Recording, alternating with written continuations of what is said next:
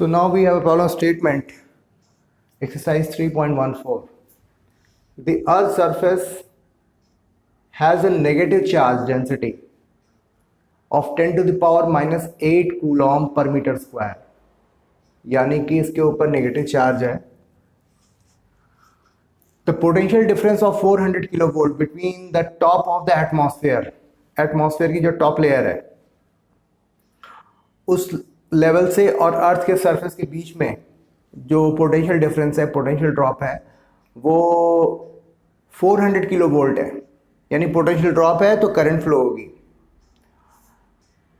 And the surface results in current of 1800 ampere. 1800 ampere की जो है करंट फ्लो होती है. How much time would it require to neutralise the earth surface, और कितने time में जो अर्थ की सरफेस है वो न्यूट्रल हो जाएगी. बुक में कुछ और भी बातें लिखी हुई हैं, वो भी मैं आपको रीड करके सुना देता हूँ. This never happens in practice. ऐसा कभी होता नहीं है. हम टाइम तो निकाल लेंगे कितने टाइम में ये न्यूट्रलाइज हो जाएगी, but this never happens in practice because there is a mechanism to replenish the electric charges, namely continual thunderstorm and lightning in different part of the globe. तो ये जो चार्ज का कॉन्फ़िगरेशन है वो नेगेटिव चार्ज जो यहाँ पर appear होता है वो बना रहेगा, और जो पोटेंशियल डिफरेंस जो है नॉर्मली इसी रेंज में स्टैब्लिश रहता है, क्योंकि हमारे जो एटमॉस्फेयर में कॉन्टिन्यूसली किसी न किसी हिस्से में हर वक्त थंडरस्टॉर्म, लाइटनिंग, ये सारी चीज़ें होती रहती हैं. ठीक है. बट एनीवेज, अगर ऐसा नहीं हुआ होता तो कितना टाइम लगता अर्थ के सरफेस को न्यूट्रलाइज करने में. This is all about this problem statement is. ठीक है, अभी हम लोग थोड़ा इसको आगे बढ़ाते हैं और इस क्वेश्चन को सॉल्व करने की कोशिश करते हैं. चार्ज डेंसिटी की वैल्यू दी हुई है. इस पे हमारा अर्थ है और इस पर चार्ज की वैल्यू कितनी होगी, sigma into A sigma 4 pi r square 10 to the power minus 9 4 3.14 r 6.67 into 10 to the power 6 square. यही हुआ. 6.67 को हम 20/3 लिख सकते हैं. थोड़ा सा सिंपल कैलकुलेशन हो जाएगी. 22/7 लिख दो. 20/3 10 to the power 6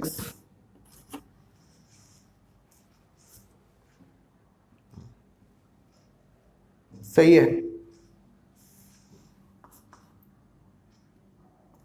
88/7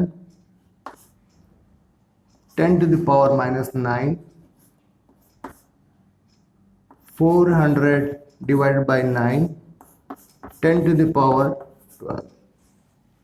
ठीक.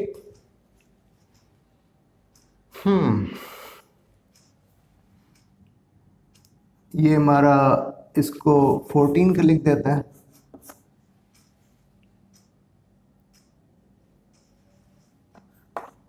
88 into 4 divided by 7 into 9 and 10 to the power 5. सही है. ये हमारी टोटल चार्ज की वैल्यू आ गई. काफी बड़ा सा एक्सप्रेशन आया है. हाँ ठीक है, अर्थ के लेवल पर सारी चीजें बड़ी बड़ी ही होंगी.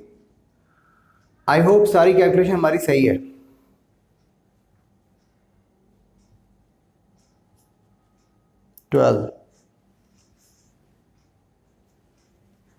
ठीक है. अभी चार्ज हमारा टोटल पता चल गया और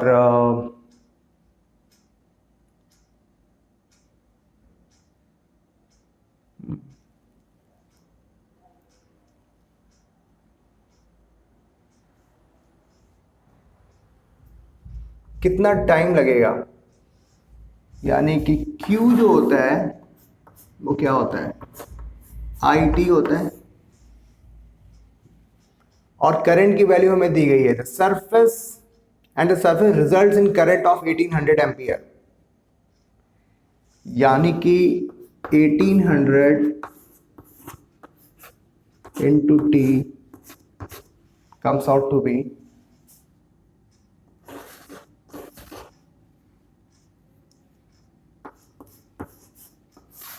7 into 9 10 to the power 5.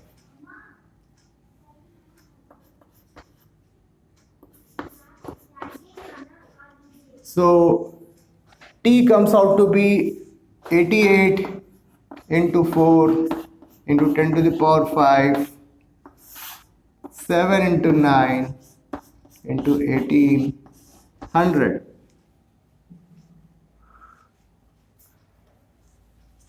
All right, can we write down like this, 10 to the power minus 3. So 88 into 4, 10 to the power 2, and 63 into 1.8. So this would be in second.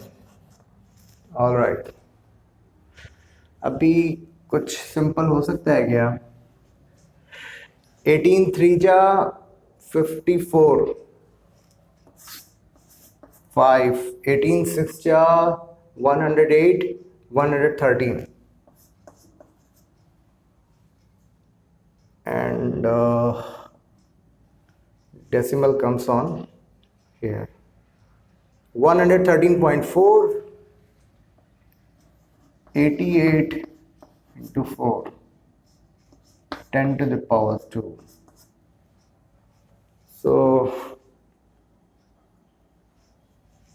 let me divide it. 2 3 23 23 और 6 4 2 ja 8, remainder 3, 23, 23.4. We can approximate it like 24. 4 6 ja 24. ठीक है, 44 divided by 13 into 10 to the power 2. 13 3 ja 39, 5 50, almost 4, 10 to the power 2 seconds, approximately 340 seconds. So it will take approximately 340 seconds in order to neutralize the earth's surface. तो इस question में ज़्यादा कुछ नहीं था, हमने अर्थ पे टोटल चार्ज की वैल्यू फाइंड आउट की, और उसके बाद चार्ज और करंट में हमारा एक रिलेशनशिप है, Q is equal to IT. Charge की वैल्यू हमारे पास कैलकुलेट हो चुकी है, करंट की वैल्यू हमारी क्वेश्चन में गिवन है, तो this way we have got the value of time.